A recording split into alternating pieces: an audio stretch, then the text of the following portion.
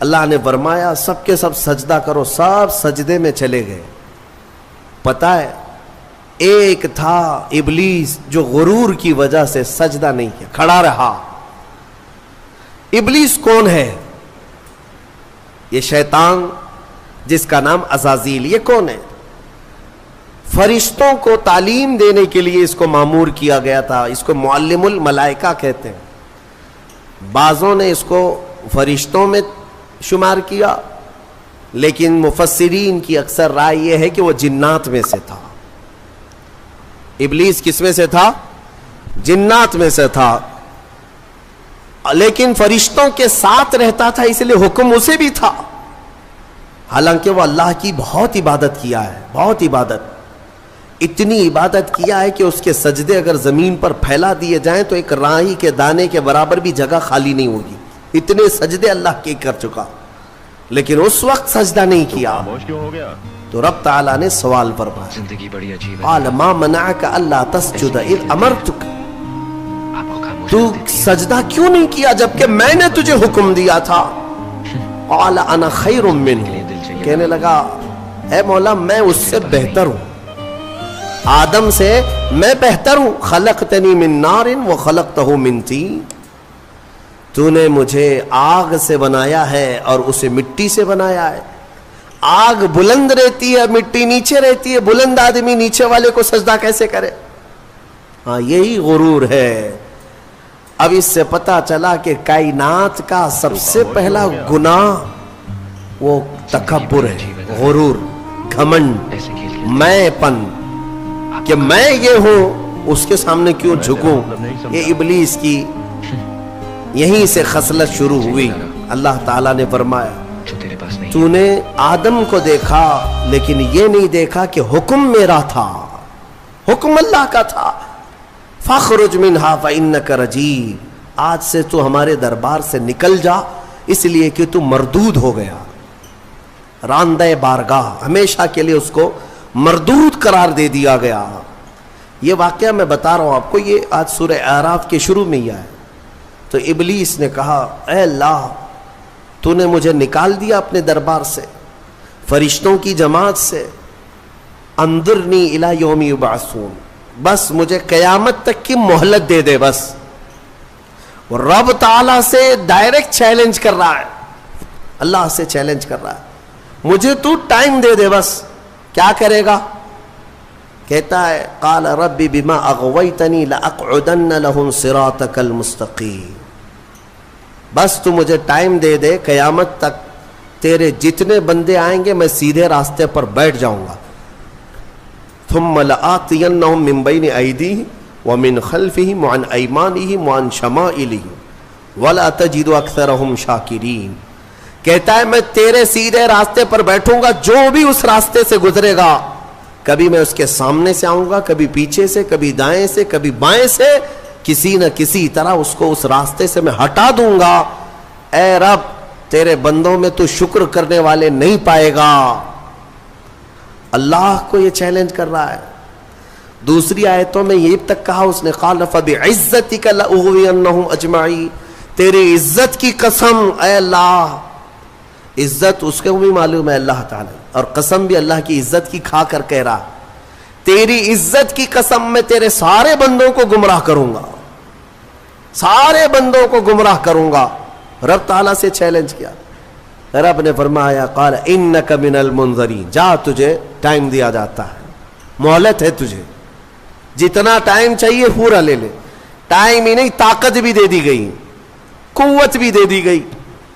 دنیا میں جتنی تیزی سے ایک جگہ سے دوسری جگہ جانا ہے سب تجھے دے دیا گیا، جا بہکا لے. کتنوں کو بہکاتا ہے؟ ان عبادی لیس لک علیہم سلطان. اللہ فرماتا ہے تو پوری کوشش کر لے، میرے کچھ بندے ایسے ہوں گے جن پر تیرا داؤ نہیں چلے گا، نہیں چلے گا، تیرا داؤ نہیں چلے گا. رب تعالیٰ نے بھی فرمایا تو پوری کوشش کر لے لیکن تیرا داؤ میرے کچھ بندوں پر نہیں چلے گا. وہ کون سے بندے ہیں؟ ان بندوں کے بارے میں ابلیس بھی مان گیا، شیطان بھی مانا، کہنے لگا ہاں ہاں ہے تیرے کچھ بندے. وہ کون ہے؟ الا عبادک منہم المخلصین. یہ وہ بندے، ہاں مولا تیرے کچھ بندے ایسے ہوں گے جن پر میرا داؤ نہیں چلے گا. وہ کون ہے؟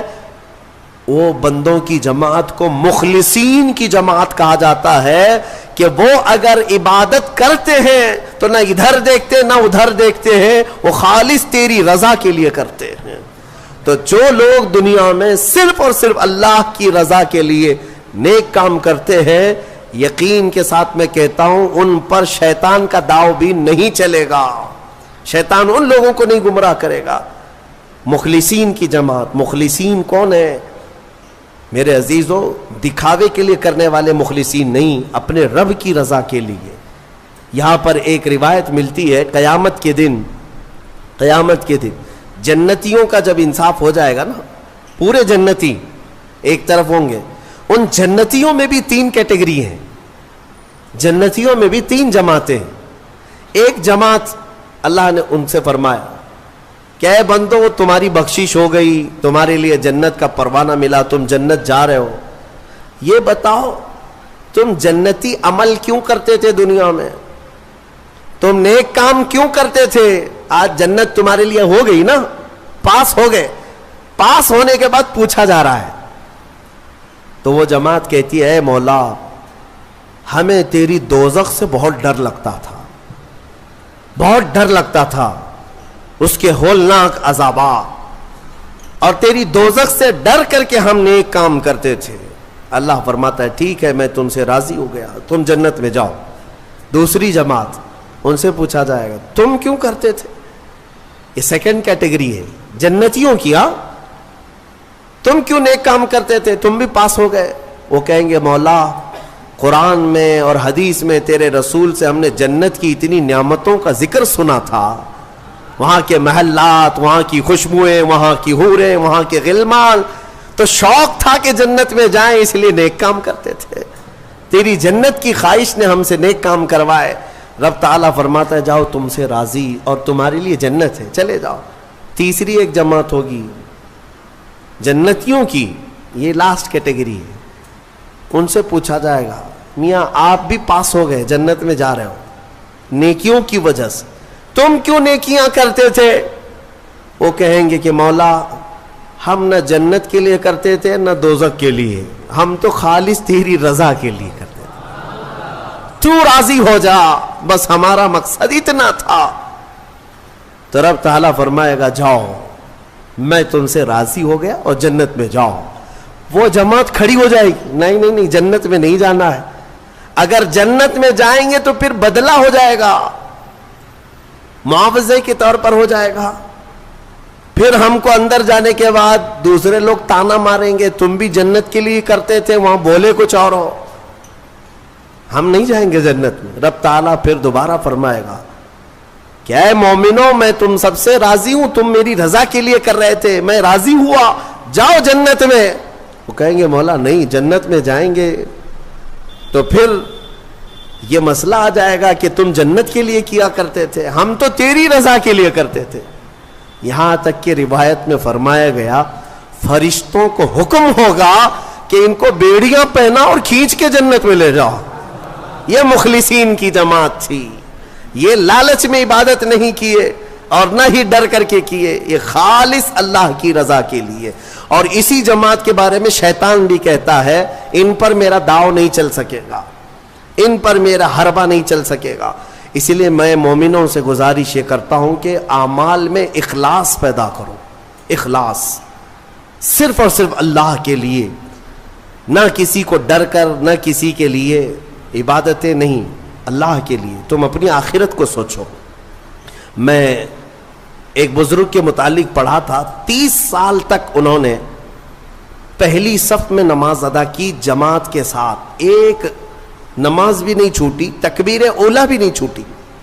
30 سال تک، توجہ چاہتا ہوں، 30 سال تک ایک نماز میں ایک جماعت نہیں چھوٹی اور پہلی تکبیر بھی نہیں چھوٹی، پہلی صف میں کھڑے رہتے تھے.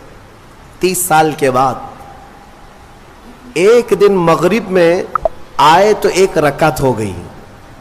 30 سال کے بعد ایسا موقع آیا، پیچھے رہ گئے تو پھر جب آئے دیکھا کہ صفیں تو لگ گئی ہیں, پیچھے جگہ مل رہی تھی, تو انہوں نے شرم کے مارے, ڈر کے مارے, سب لوگ کیا کہیں گے ابھی 30 سال سے جس کی جگہ پکی ہے آج تو ہے نہیں, چھوٹ گیا پیچھے, تو پیچھے سے ہی گھر چلے گئے.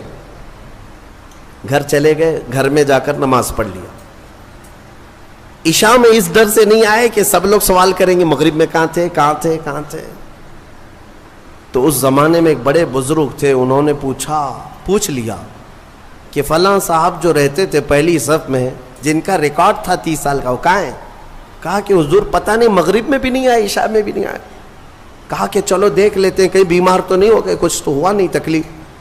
گئے تو گھر میں بیٹھے ہوئے تھے, پوچھا کہ کیا بات ہے, مغرب میں بھی نہیں, عشاء میں بھی نہیں.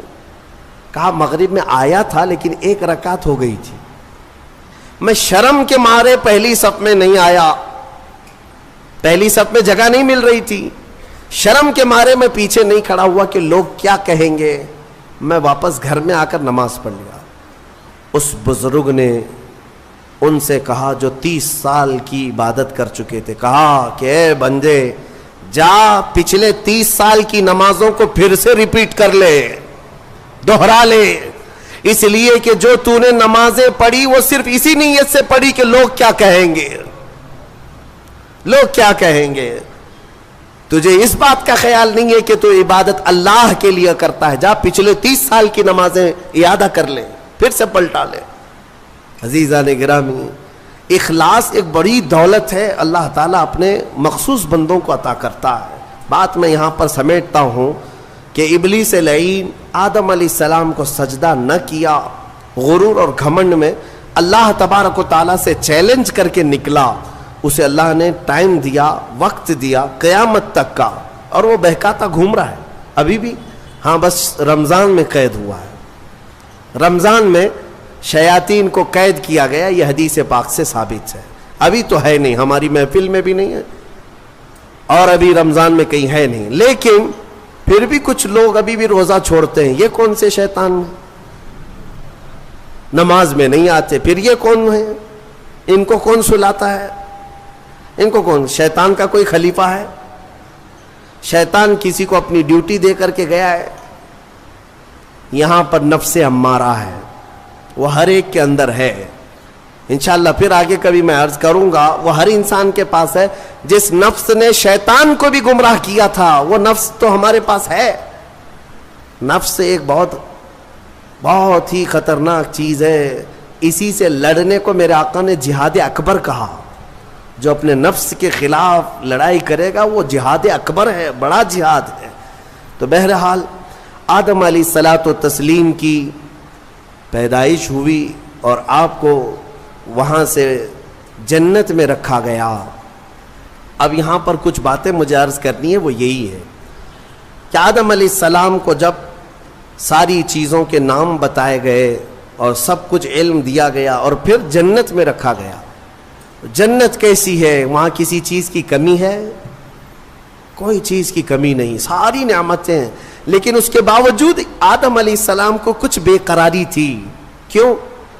اس لیے کہ انسان جو ہے تنہا نہیں رہتا, انسان کو کوئی دوسرا انسان چاہیے.